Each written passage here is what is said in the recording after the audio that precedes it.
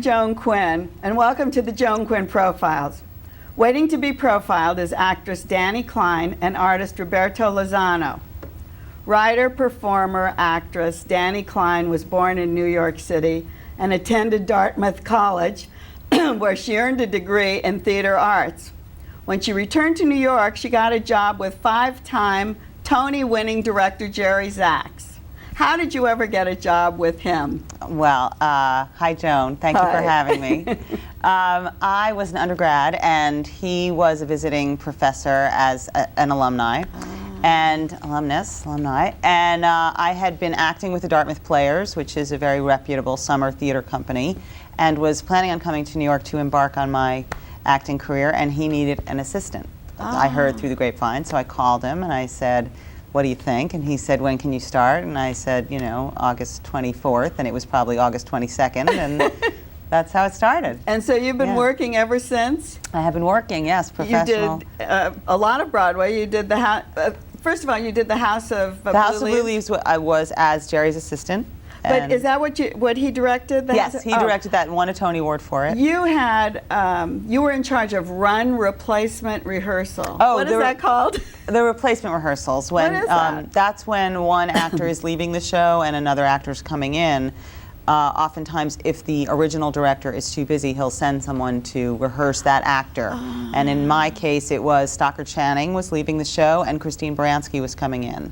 So we had 2 weeks of rehearsals, and the actors come together and work with the new person, and I had a lot of private time with her. Yeah, and I was in charge of that. Yeah. Do you read? Do you run lines with them, or you do that? That's not as much as it is actually putting them into the show physically and going over the blocking and making sure all the moments, for lack of a better word, are hit in the way that the director initially had staged it. Well, that must have been really good for you. Yeah, it was wild. I mean, I was 22, so it was kind of unheard of, and it was at Lincoln Center, and you know, I've always had a very authoritative voice, so that carried me through that job. Yeah, I think it was the voice. We can let you speak for us from now on. That was very exciting, though, because the talent was excellent. It was Christopher Walken, John Mahoney, Ben Stiller, Julie Haggerty, and this was the company, so it was a great John group of people. And written by John Guare, right. Was he there all the time?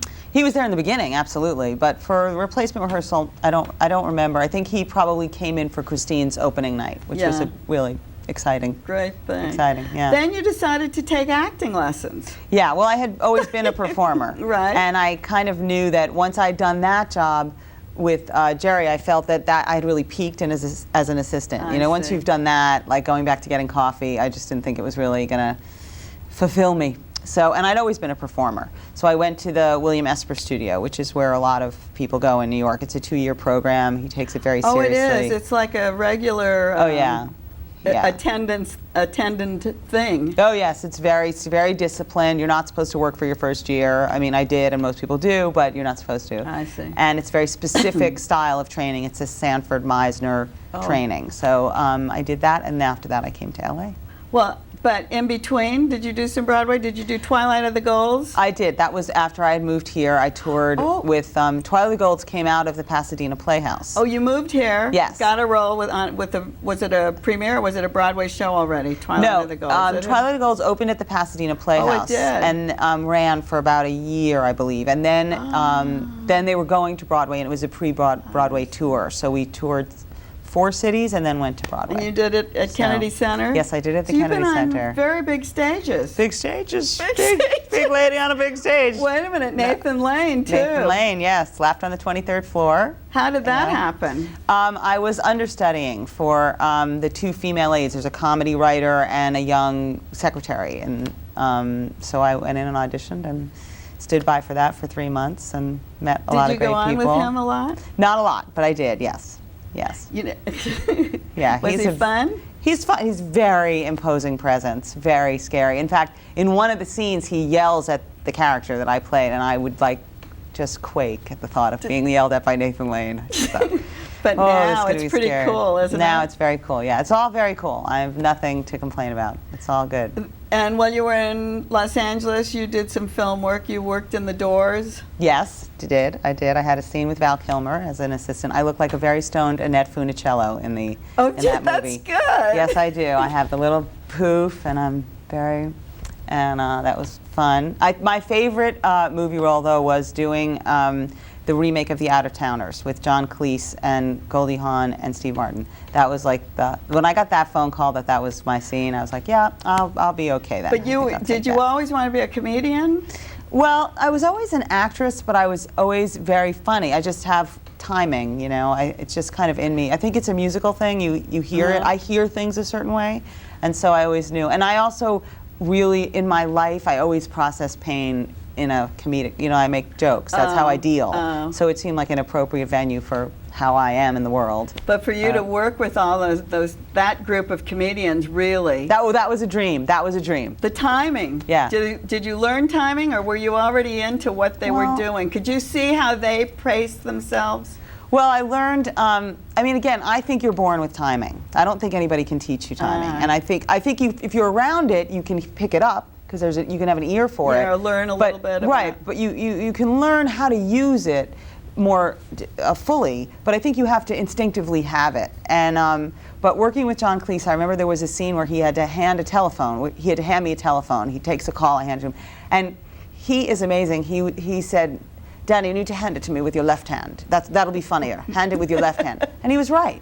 Why? Like, it was just like the way that it passed the camera, the way that my hand flipped, it was just, you know, he was right. He was right. so that's what teaches you what to do. The specifics. It's very specific. People think comedy is like, let's us all be funny. Right. And it's actually a science, is what I've learned, and especially writing it. You know, you really hear it rhythmically, and one extra word and you'll lose a laugh. But going to writing and talking about your writing, you wrote a two-woman play called Too Thin, yes. T-W-O, thin, but also a play on T-O-O. Yes, right. It's a show about eating disorders. It's a college comedy touring show featuring an anorexic and a bulimic, presumably recovering.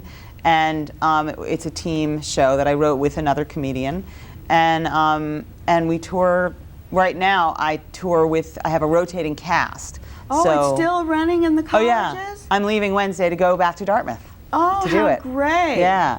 Well, it has a message, obviously. Yes, it is about, it's informational, so it's a comedy lecture show, and it gives information about the symptoms of anorexia and bulimia, the mental state, and, you know, a path to recovery, and hopefully, you know, bringing awareness to college campuses about the subject matter in a way that's entertaining, that isn't dull and flat, and you're hearing honest people speak honestly about having had these problems and gotten through it. What about your audience? Is it mixed, or is it just women? Well, it depends. Sometimes with colleges, if it's a freshman orientation, then they're required to come, and then it is mixed. Oh, they have a requirement on that? That's great. Right. Just to promote awareness right at the outset of their education, so they know that if they encounter this over their 4 years, they can go, oh yeah, right, I saw that show about that. That's right. And so then it's a mixed audience. If it's volunteer, or you just elect to go, it tends to be women's organizations, health groups. Not a huge amount of fraternity brothers will show up for something like this. How about the research? Did it take you a long time to research it? Well, we drew a lot from our own experiences. Both of you? Yes. You were both. Yes. You both experienced.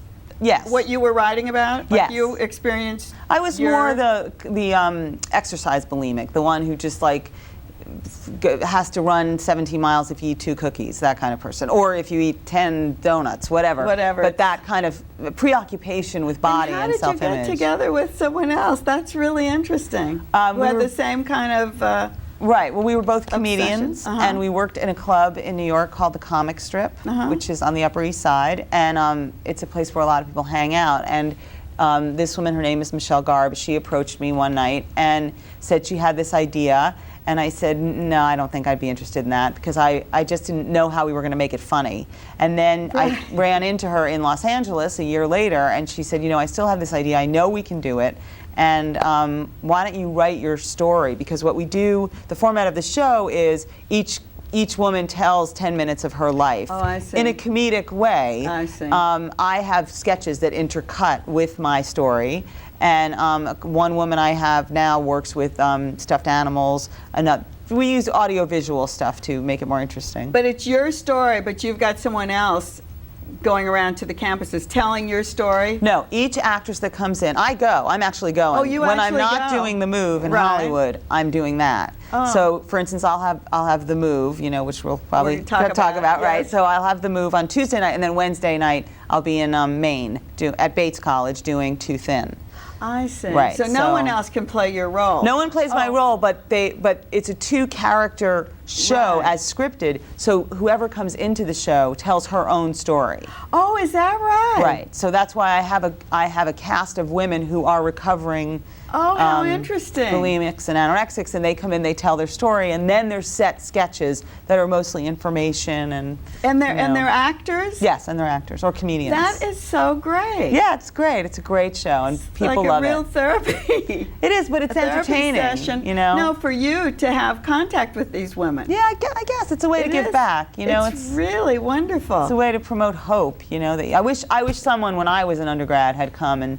Because I was very busy eating on Hanover, New Hampshire, Main Street, like going to little fudge shops, and there's like 10 bakeries in every New England town, you know, and I think I would have benefited from. Well, let's go to The Move. The Move. See what The Move can tell us. It's a one-person show. Yes, it is. It's on a small stage. You've written it. Yes, I have. And is it about you? It is about me. It all came about because a year ago I was living in my apartment in New York City, which I'd had for 5 years, even though I'd been traveling all the time, and I could not move out of it. I'm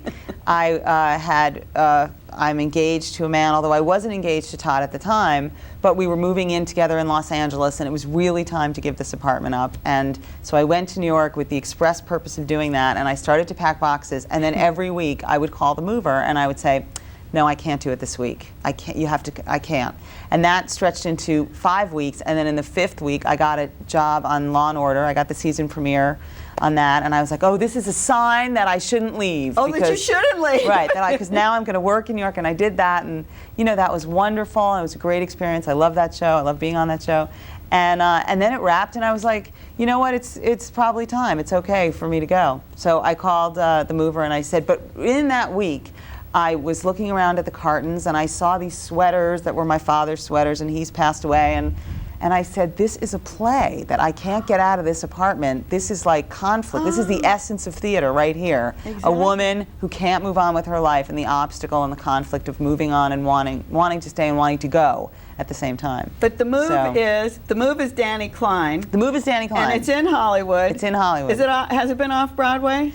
We played at PSNBC at the Here Space in New York City. So that's very far off Broadway, yeah. We could look for it and see it everywhere then. You could look for it and see it everywhere. Actually, if you're going to do Too Thin, could you do The Move also in one of those cities? Sure, absolutely. That's great. Absolutely. That's, I think, what they're hoping with this at the Stages Theater is to take The Move also on tour. Oh, So- that's great. Yeah. Dani, Yeah. thanks for being with us. Thank you, Joan. I brought someone to say goodbye to Joan from The Move. Goodbye, Joan. This is a surprise. You have to see The Move to see Sparky. We can see Sparky in The Move. You can see Sparky in The Move. The Stages Theater, 1540 North McAdam. Yes. Yes, 7:30. It's a great, Tuesdays and Wednesday nights. great play and a really good theater. And don't go away. We'll be right back with artist Roberto Lizano. Okay, thank you.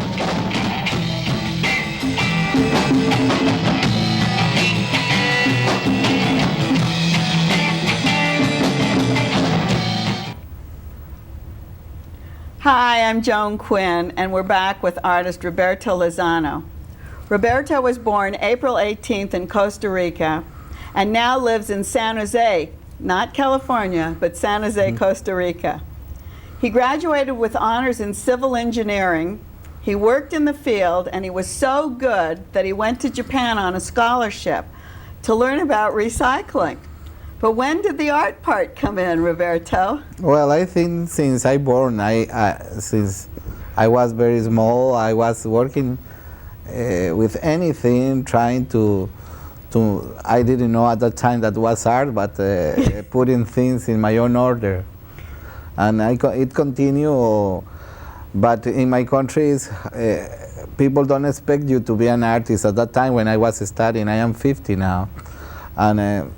When I was starting to study, you must study something that you get money with. Civil engineering. Civil engineer, for example. And I was good in mathematics and physics, then for that reason I studied that.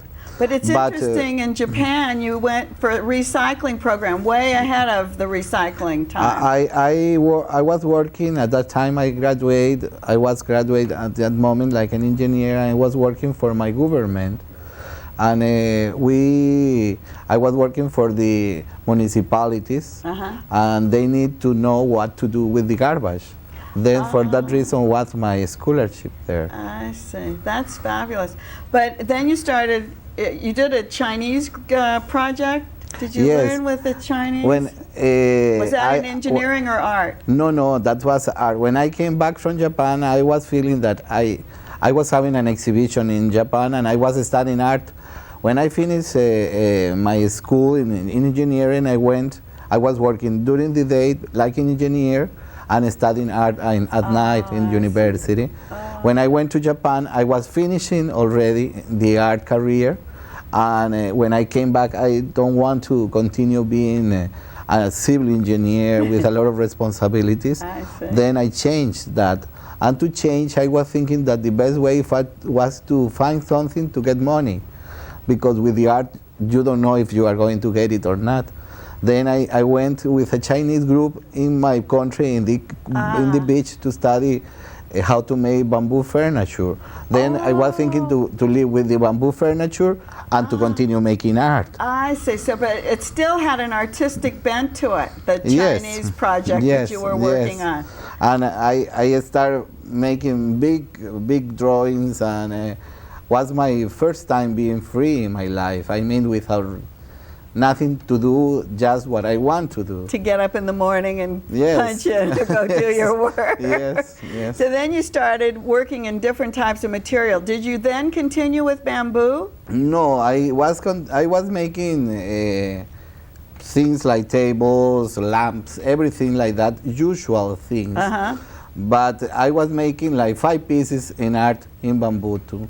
Now I don't work in bamboo, but I still love in the Chinese and Japanese culture. Then part of my work have their own son of their. Does it have a connection to Costa Rica more, would you say, your work? Well, I am a Costa Rican, I am tropican, I think my art belongs from my country, and from so, the colors and everything that are there. And it's, I would say, indigenous because you just find things around your country to use as part of your media. Yes, when I finished when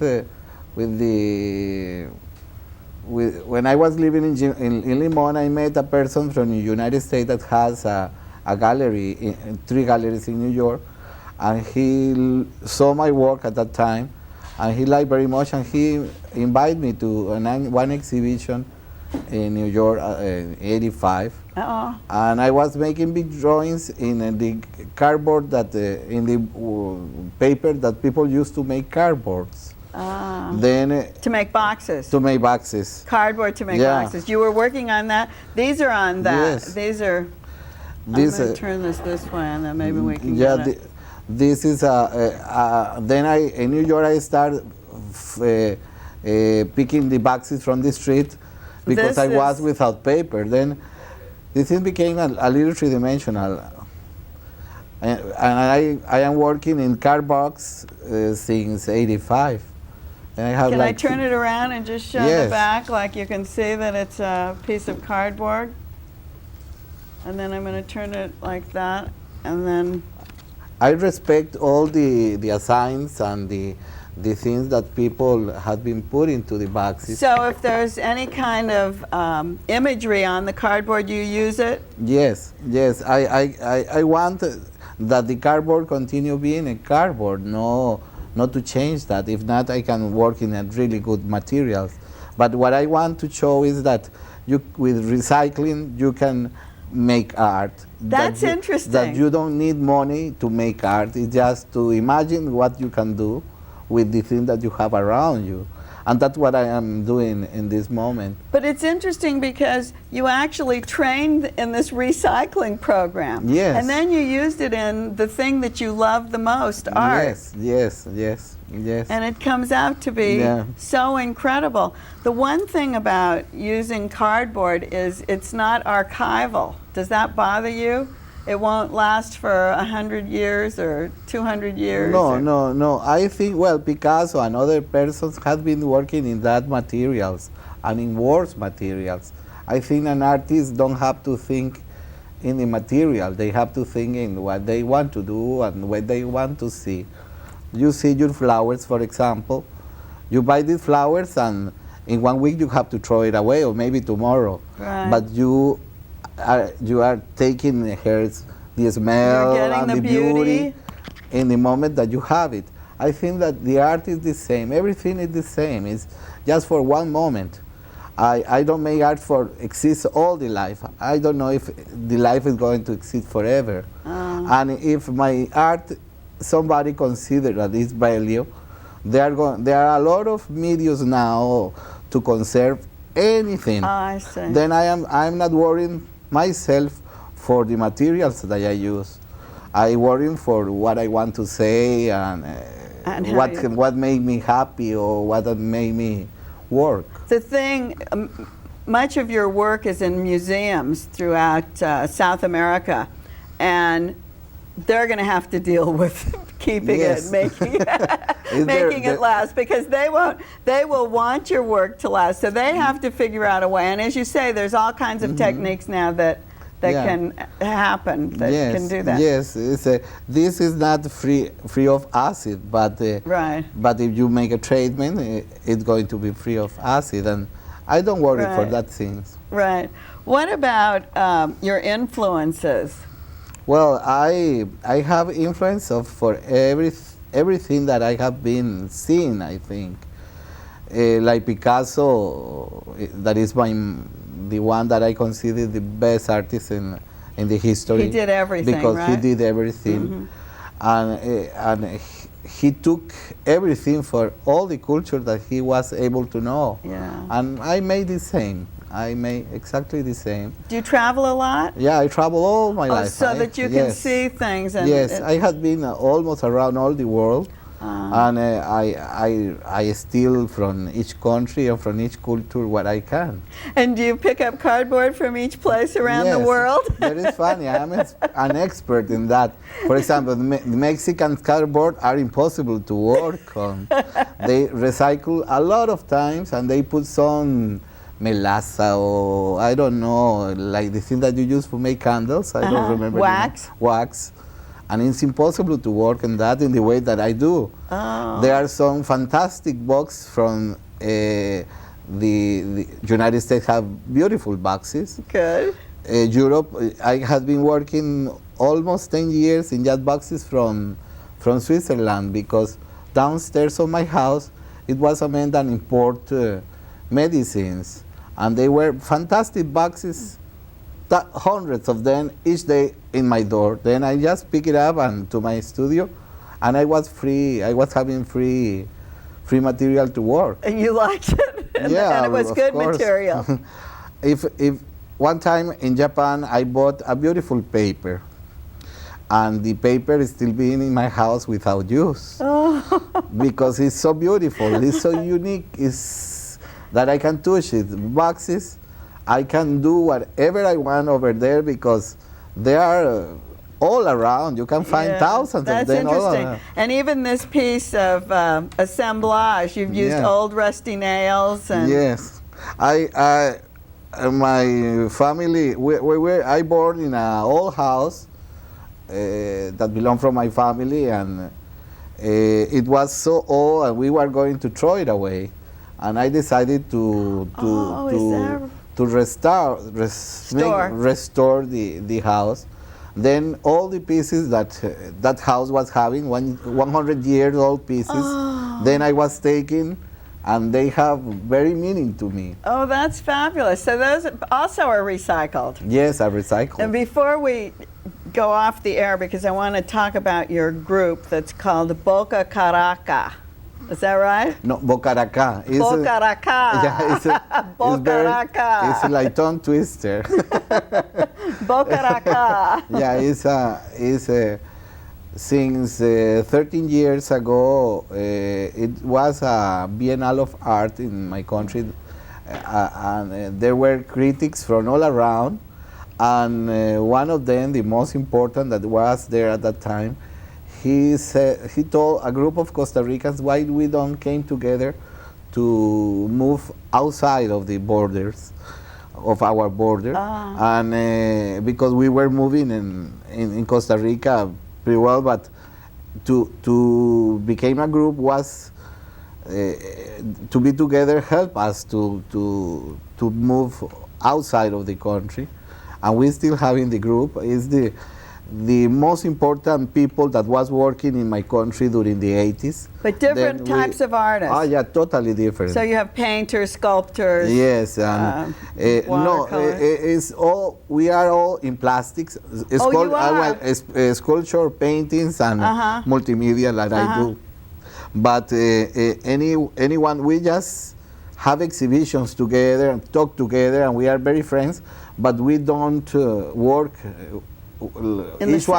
Each one have her own type of work. But the thing that I think is so great is that you come together as a group and you have a conversation and you talk about the work, and you're not in competition. No, nothing. We help each other. If I always that go out, I look for exhibition for myself, but too for exhibition for my group. That's great. And we were glad you were in Los Angeles with us before you go back to Costa Rica. Thank you very much. And very quickly, tell me very quickly, because the time is up, what this is on your head. Well, this is a frog.